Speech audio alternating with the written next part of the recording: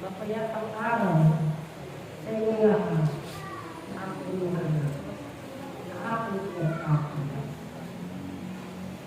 Nais ko malaman ninyo na sinukulo ko ang banal na templo ng aking mga anak. Sila ay makakasama ninyo sa oras na ito. Kayo ay kanilang inaalagaan. Ang tatlong anghel na ito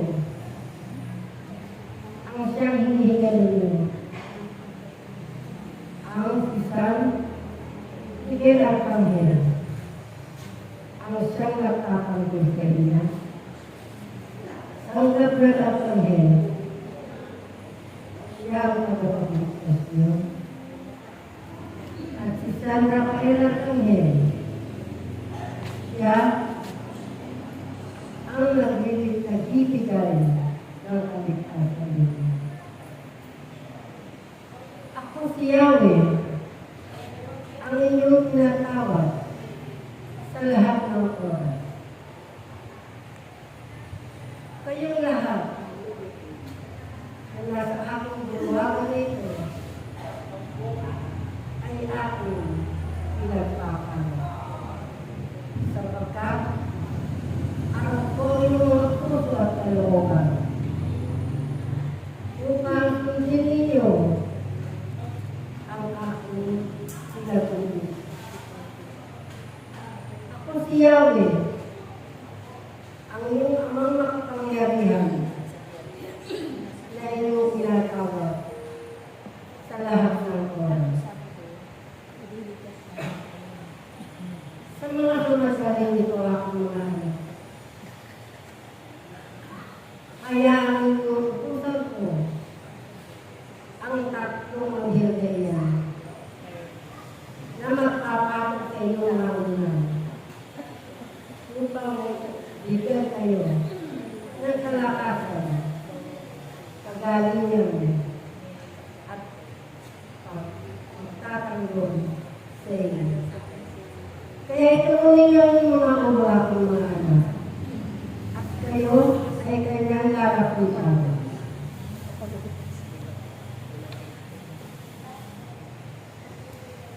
Ako si Yahweh, si Yahweh, si Yahweh, ang Diyos na makapangyarihan sa lahat. Tandaan ninyo, walang makadadapit sa aking pangalan. Sila ay bunuhod sa aking harap. Aking mga anak, batid ko ang inyong mga karanasan ng mga pagsuko. Ngunit tandaan ninyo, ang lahat ng mga bumusunod sa aking kalooban, kailanman ay hindi ko pinagbibigyan na sila ay masalanta ng anumang mga ulo, bagyo, at mga kaaway. Sapagkat ano ko rin mga damdamin. Kaya, ang bagyong yun na sumasalanta sa ibang lugar ay hindi ninyo nararanasan sapagkat kayo ay aking pinakailan. Kaya aking mga anak, malagili kayo sa aking basa at hindi kayo mapapahal. Sapagkat sa oras na ito aking mga anak,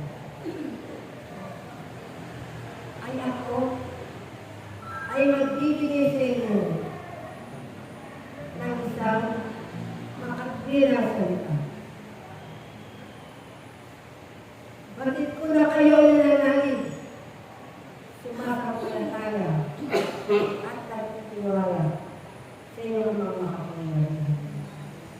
Sapagkat itinayo ko ang bantayan na ito dito sa aking pagbabago. Ang lahat ng iyan ay ang Ama ninyo ang nangangako sa inyo. Sapagkat sa tuwing makikita ko ang bahaghan, kailanman ay hindi ko malilimutan ang aking pangako sa aking mga anak na lagi kong pinalilimutan. Sapagkat anumang pagsubok ang inyong nararanasan, kayo pa rin ay aking pinalilimutan. Sapagkat hindi ninyo kinakalimutan ang aking pipay.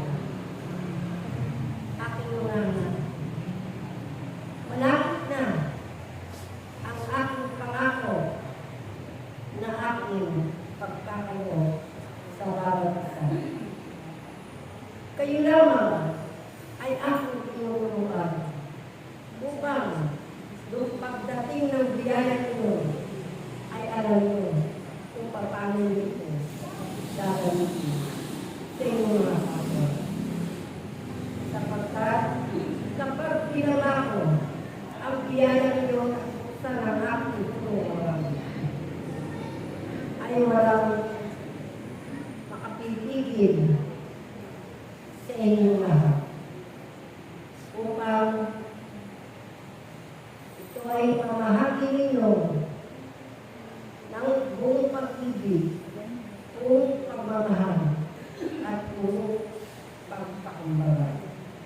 Sapagkat hindi lang yung pagpapalang yan ang inyong makakamtan sa inyong mga buhay. Umpisa pa lang yan aking mga anak. At yan ay aking pang-karagdagan. Ang lahat ng nakikinig sa aking salita, kailanman hindi kayo makukuha. Hindi kayo makukuha. Ang nais ko aking mga anak, na aking nagtalaga ng aking anak dito sa bulwagan na ito upang kayo ay kanyang paglingkuran. At naglagay din ako ng kanyang katuwang upang sila ay magkatuwang at ipagkaloob sa inyo ang kagalingan. Patid ninyo ang aking turuan sa mga oras na ito. Ang aking anak na labis na pinarunod ay ang inyong pumulong at ang kanyang katuwang. Sapagkat sila ay gumagawa ng himala sa inyong mga buhay. Ang lahat ay kanilang madampian ng kanilang mga kamay. Tandaan ninyo aking mga anak. Ang aking kamay ang nakahawak sa inyong mga katawan. Sila ay aking mga instrumento lamang, aking mga anak. Ngunit, ang instrumentong yan ay aking pinagpapala. Kaya, aking mga anak, ako ito ay inyong mga makapangyarihan. Sa lahat ng oras, ay hindi niya kayo pababayaan. Ang nais ko lamang ay sundin ninyo ang aking kalooban. Magkaisa kayo, aking mga anak. Gawin ninyo ang aking inuutos upang ang biyaya ninyo ay dumating na sa inyong mga buhay. Kaya, nais ko na ito ay susundin ang aking kalooban. Kaya sa mga oras na ito, aking mga anak, ang lahat ng mga pumipigil ng mga biyaya upang pagkaloob sa inyo ang aking biyaya. Ganun hadlang ang kanilang ginagawa. Ako ang lumamang kataas-taasan ang siyang haharap upang hindi sila magtagumpay sa kanilang mga layunin. Upang maranasan ninyo ang mga kahirapan. Ngunit, ang lahat ng sumusunod sa aking kalooban, kailanman ay hindi magugulo at hindi makukuha. Yan ay pangako na inyong amang kataas-taasan. Ako si Yahweh, si Yahweh ang makapangyarihan. Salamat sa inyo lahat, aking mga anak, at hanggang sa muli natin.